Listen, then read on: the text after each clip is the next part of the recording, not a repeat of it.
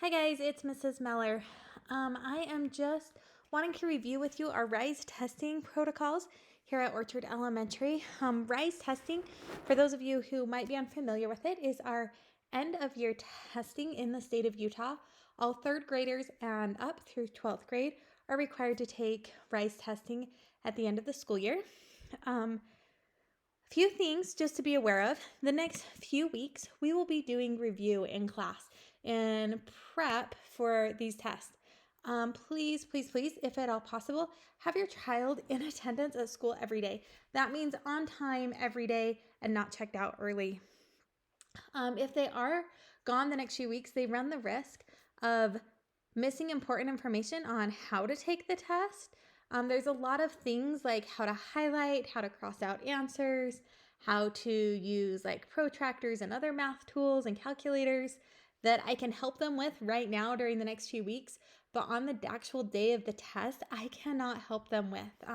I cannot show them how to navigate the testing platform.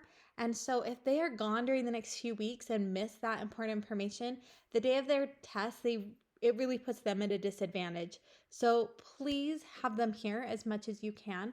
I also am able to give lots of practice tests during the next few weeks that sets them up for just the formatting, the way it will be worded, what the test is asking for certain questions, what it's looking for, how it wants them to respond. As you guys know, a lot of testing is knowing the format of the test, as you guys have taken tests throughout your life. And so the next few weeks are really critical for your children to get really familiar with that. And then I'll also be spending a lot of time reviewing. They get tested on everything from last August to this May. That is a lot to remember. I don't know, when I was in college, like even just a semester of information was a lot to get ready for finals.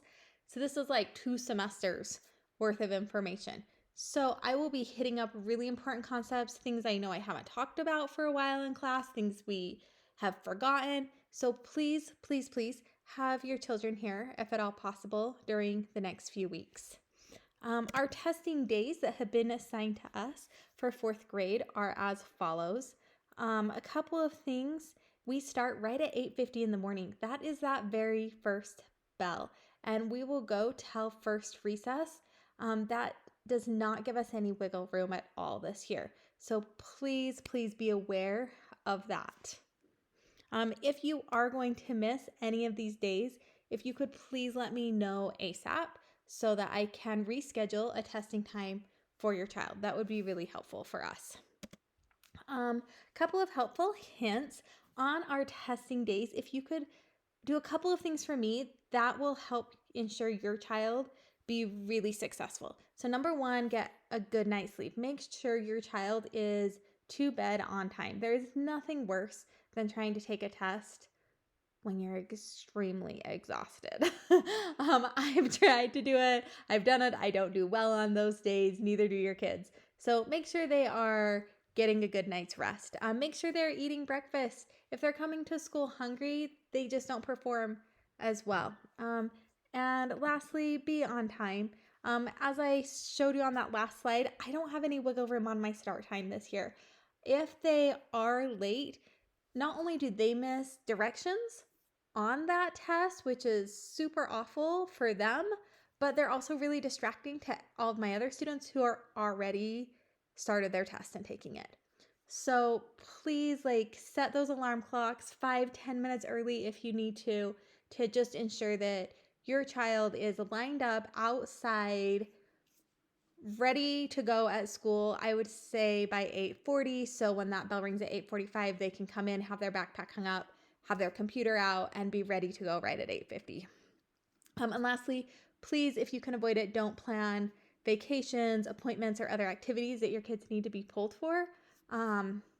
If they do get pulled and miss one of those days, they do get to make them up, which leads me to my next slide. These tests are mandatory through the state of Utah. Every child has to complete every test. And so if they do end up missing, they do make them up when they return to school. Because we're on a very tight schedule, because I am still teaching during the day when we're not testing, a lot of those makeup tests end up falling during our prep time, which is our PE, our music, our STEM, our library time, or during recess time, or during other really fun activity times that your kids actually miss out on, which I hate doing. It makes me super sad, but it's really the only way that we can get all of those that miss made up. So it's just really so much easier if your kids are here, if they can be here and take the test with their classmates. If you have questions about RISE testing, please let me know. I am happy to answer any questions that you have. And if I don't have an answer for you, I will send you to someone that does have an answer, or I'll look it up for you and get it back to you. So hopefully this kind of helped. Hopefully this sets up your kids for success. Thank you.